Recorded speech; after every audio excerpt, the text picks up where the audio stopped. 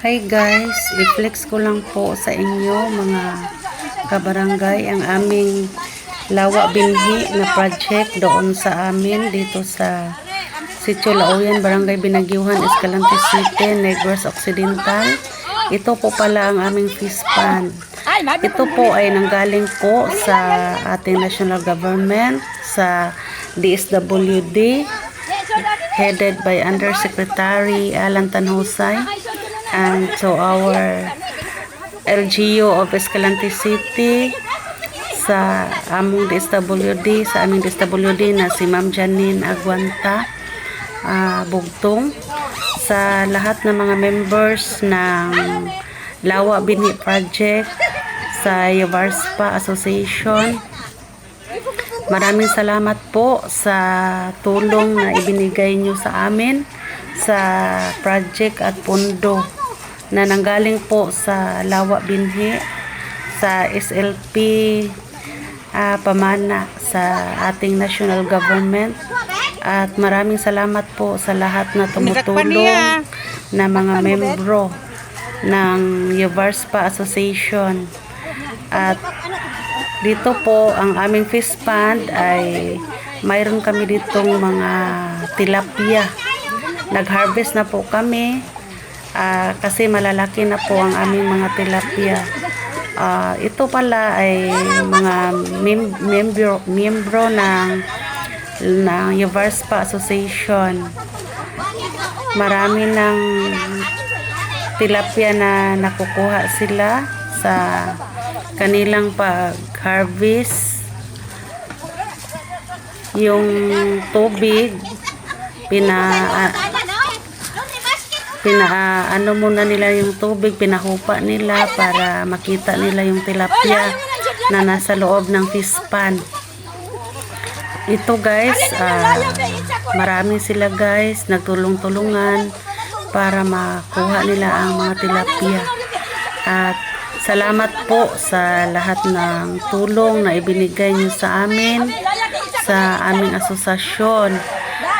In behalf sa Barangay Council, kami po ay nagpapasalamat sa lahat ng tulong na nanggaling po sa ating national government.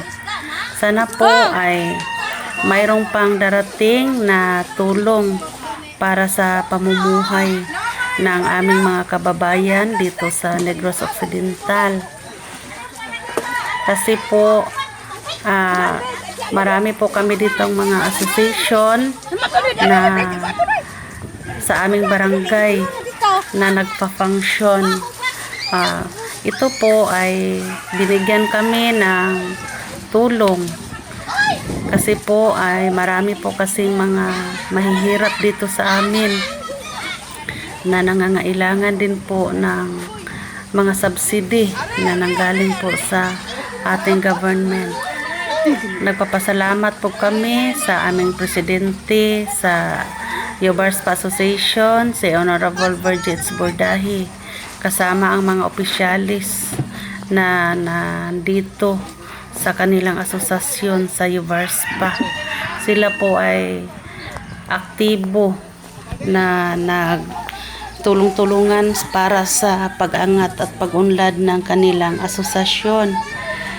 Ito po ang aming asosasyon na 50 members. Maraming membro na nagtulong-tulungan sila. 50 po sila lahat. Nag-ano po sila, nagtulong-tulungan para makakuha po sila ng project sa ating national government. Ito po guys, marami na silang nakukuha. Tingnan mo sila, ang saya nila guys kasi nagtulong-tulungan sila dito. Masarap po guys ang tilapia nila guys, na marami po guys ang na bumili dito sa amin sa kanilang tilapia kasi masarap po kainin yung nanggaling sa kanilang fish pond.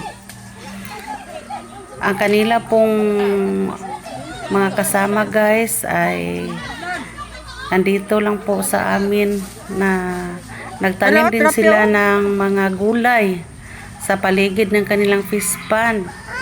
Marami din silang mga gulay guys, at saka iba't ibang klase ng mga gulay ang kanilang itinanim. Marami na silang hina-harvest. Yung iba ibinibenta nila doon sa amin, dito sa aming barangay.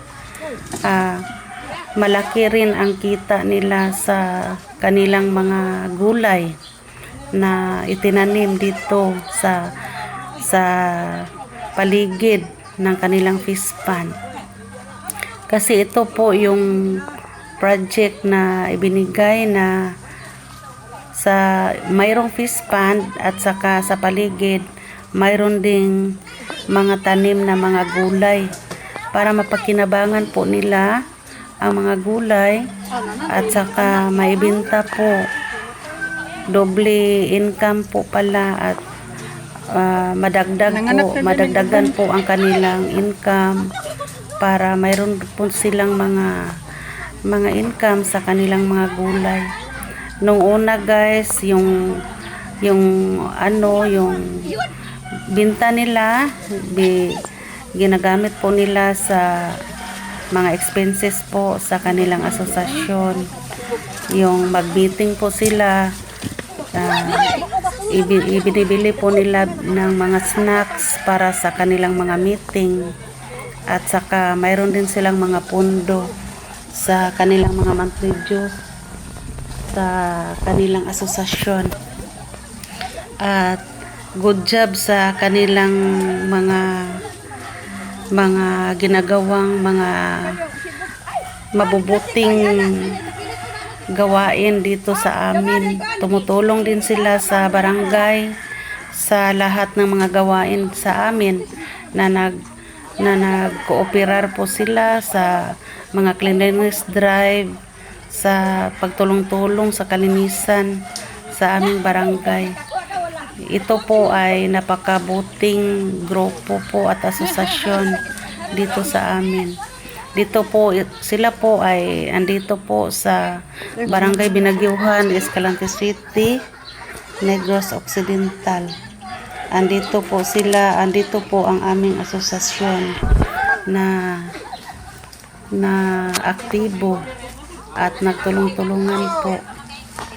Sana po mapatuloy ang kanilang mga mabuting gawain. Maraming salamat po.